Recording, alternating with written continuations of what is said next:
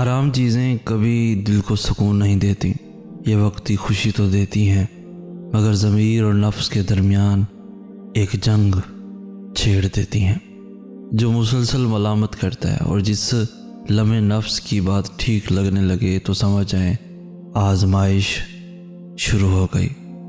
یہ جو لوگ زیادتیاں کرتے ہیں نا، دل توڑتے ہیں، دکھ دیتے ہیں، اسے سہجو اور اپنا معاملہ اس انصاف کرنے والے رب پہ چھوڑ دو، بے شک وہ تمہارے ہر درد کو اپنے عدل سے دور کر دے گا۔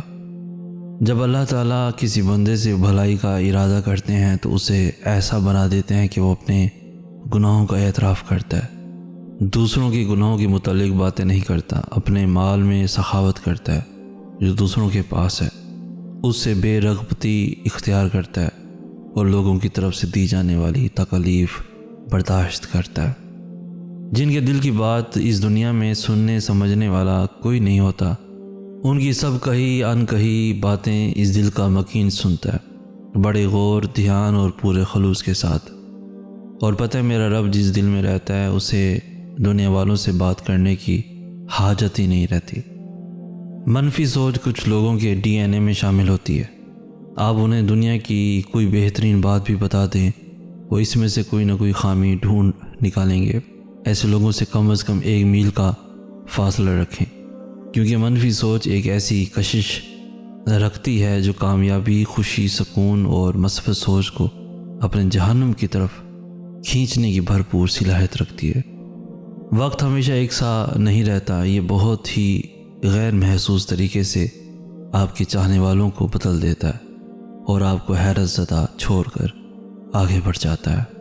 اے اللہ، کوئی چیز آسان نہیں مگر جس کو تو آسان کر دے، اور تو غم کو بھی آسان کر دیتا ہے جب تو چاہے۔ تم اللہ کا اصول جانتے ہو، اس کے لیے جو چھوڑ دو گے وہ اسے بہتر عطا کرے گا۔ تم نگاہ چھوڑو، بدلے میں نگاہ عطا کرے گا، وہ تمہیں بصیرت دے گا، فہم و فراست کی نگاہ عطا کرے گا، اور تمہاری فراست کبھی خطا نہیں ہوگی۔ مومن اسی نگاہ کی وجہ سے ایک سوراخ سے دوسری بار نہیں ڈسا جاتا۔ جو تاخیر رب کی طرف سے ہو وہ ہمیشہ خیر لاتی ہے، ہر صابر کے حصے میں بشارت آتی ہے، اور اس بشارت سے ذرا دیر پہلے شیطان اندھیرے بڑھا دیتا ہے۔ یہ کام وہ ہر اس مومن کے ساتھ کرتا ہے جو اپنی ہر آزمائش میں صابر رہا ہو۔ مولا کائنات حضرت امام علی علیہ السلام فرماتے ہیں، نصیب ہار جاتا ہے لیکن دعا ہمیشہ جیت جاتی ہے۔ بس یقین کے ساتھ اللہ سے مانگتے رہو اور اب تمہیں مایوس کبھی نہیں ہونے دے گا انشاءاللہ۔ ہم تکلیف کے جس مقام پر بھی ہوں، ہمارے آس پاس ضرور کچھ ایسے لوگ بھی ہوتے ہیں جن کے دکھ ہم سے کہیں زیادہ ہوتے ہیں، انہیں دیکھ کر ہمیں شکر کی لاٹھی تھام لینی چاہیے تاکہ زندگی کا راستہ سہولت سے کٹ سکے اور اپنے دکھ کم لگنے لگے۔ قرآن پاک میں اللہ تعالیٰ فرماتے ہیں، اور زمین میں اکر کرنا چلو، تم نہ زمین کو پھاڑ سکتے ہو نہ پہاڑوں کی بلندی کو پہنچ سکتے ہو۔ زبانوں کے پیچھے مت چلو، کوئی تمہیں ایسی کہانی نہیں سنائے گا جس میں وہ خود غدار ہو۔ بعض دفعہ خاموشی وجود پر نہیں دل میں اترتی ہے، پھر اس سے زیادہ مکمل، خوبصورت اور بامعنی گفتگو کوئی اور چیز نہیں کر سکتی، اور یہ گفتگو انسان کی ساری زندگی کا حاصل ہوتی ہے، اور اس گفتگو کے بعد ایک دوسرے سے کبھی دوبارہ کچھ کہنا نہیں پڑتا، کچھ کہنے کی ضرورت ہی نہیں پڑتی۔ ہمیں جو ملا اپنا وہی ڈسنے میں ماہر تھا، نہ جانے کیسے لوگوں کو سہارے ٹھیک ملتے ہیں۔ محبت کے بڑے ہم نے عجب دستور دیکھے ہیں، محبت تو نہیں ملتی، خسارے ٹھیک ملتے ہیں۔ دوست ملتے ہیں، وہ سب دوست اس وقت تک دوست رہتے ہیں جب تک آپ ان کے کام آئیں گے، اس کے بعد کوئی پلٹ کر بھی نہیں دیکھے گا۔ پتہ ہے کیوں؟ کیونکہ دوستی مطلب کا نام ہے، یا مطلب کا نام دوستی ہے۔ دوستی اس کو کہتے ہیں جو بن دیکھے بن بتائے اپنے دوست کی پرواہ کرے، صرف اس کے دل کو دیکھے۔ مجھے لگتا ہے کہ ایسے دوست دنیا میں بنے ہی نہیں، اگر بنے ہیں تو کیوں نہیں ملتے؟ ایسے دوست صرف اور صرف اللہ کی ذات کو ہی دوست بناؤ، وہاں سے آپ کو دھوکہ نہیں ملتا، بلکہ وہ آپ کے پاس ہے مگر دیکھتا نہیں۔ دوست بن کر مشکل وقت میں ہمارا سہارا بنتا ہے۔ دوستی کے لائق صرف اور صرف اللہ کی ذات ہے۔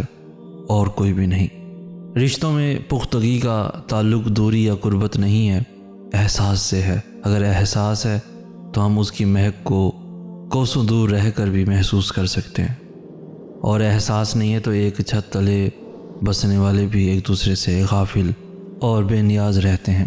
جو دوسروں کو بے چین کر دیتے ہیں نا، پھر اللہ بھی انہیں سکون نہیں دیتا۔ اللہ انصاف کرنے والا رب ہے۔ اگر زندگی میں آپ کبھی کسی ایسے فیز سے گزرے ہوں تو سب اللہ پر چھوڑ دیا کریں۔ وہ رب خوب اچھے سے جانتا ہے کب کہاں کیسے کیا دکھانا ہے۔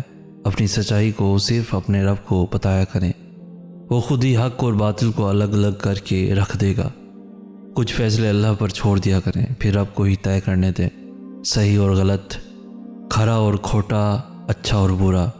آپ کا رب آپ سے بہت محبت کرتا ہے، وہ بہتر فیصلہ کرنے والا ہے۔ ہر دل میں کچھ نہ کچھ درد ہے، صرف اظہار کا طریقہ مختلف ہے۔ کوئی اسے اپنی آنکھوں میں چھپاتا ہے تو کوئی اسے اپنی مسکراہٹ میں چھپاتا ہے۔ مجھے بہت برا لگتا ہے جب میری سوچ پہ شک کیا جائے، میری زبان سے نکلے جانے والے لفظ کو جھوٹ سمجھا جائے، لیکن میں پھر یہ سوچ کر خاموش ہو جاتا ہوں کہ میری سوچ سے میرا رب تو واقف ہے نا، وہ میرے دل کی حالت جانتا ہے، پھر مجھے لوگوں کی پرواہ کرنے کی کیا ضرورت ہے۔ تم مایوس کیسے ہو سکتے ہو جبکہ تم بالکل صحیح ٹریک پر چل رہے ہو؟ یہی تو وہ راستہ ہے جو اللہ نے تمہارے لیے بنایا تھا، تم کو خود تک لانے کے لیے، تمہارے بے سکونی کو سکون میں بدلنے کے لیے، تمہارے ادھورے پن کو مکمل کرنے کے لیے۔ قرآن پاک میں اللہ ہمیں بار بار اس سے چیزیں مانگنے کی یاد دلاتا ہے، چاہے وہ بڑی چیز ہو یا چھوٹی۔ اللہ فرماتا ہے بس مانگو اور مانگو، میں تمہیں دوں گا جو تم مانگو گے۔ اللہ بہت پسند کرتا ہے جب ہم اس سے کوئی التجا کرتے ہیں، کوئی فرمائش کرتے ہیں، اس سے دعائیں کرتے ہیں، لیکن ہم اکثر اللہ کو بھول جاتے ہیں۔ جب ہم رنگین اور عارضی دنیا میں کھو جاتے ہیں، ہم سمجھتے ہیں کہ اللہ نے یہی فیصلہ ہمارے لیے کیا ہے، ہماری قسمت پہ یہی لکھا ہے، اس لیے اللہ سے کچھ بھی کہنے کا، دعا مانگنے کا کوئی فائدہ نہیں، کیونکہ قسمت میں یہی لکھا ہے۔ اور یہ بھی کہہ دیتے ہیں کہ یہ حقیقت کوئی بدل نہیں سکتا۔ ہاں، اللہ نے آپ کے لیے چیزیں لکھ دی ہیں، اور اللہ کے علم اور اس کی اجازت کے بغیر دنیا میں کچھ بھی نہیں ہو سکتا، ایک پتا بھی نہیں ہل سکتا، لیکن اس کا مطلب یہ نہیں ہے کہ آپ اس سے تبدیلی کے لیے نہیں پوچھ سکتے، یا یہ کہہ نہیں سکتے دعا کی طاقت بے پناہ ہے، دعا میں اتنی طاقت ہے کہ یہ نصیب تک بدل سکتی ہے۔ اللہ کے لیے کچھ بھی مشکل اور ناممکن نہیں ہے۔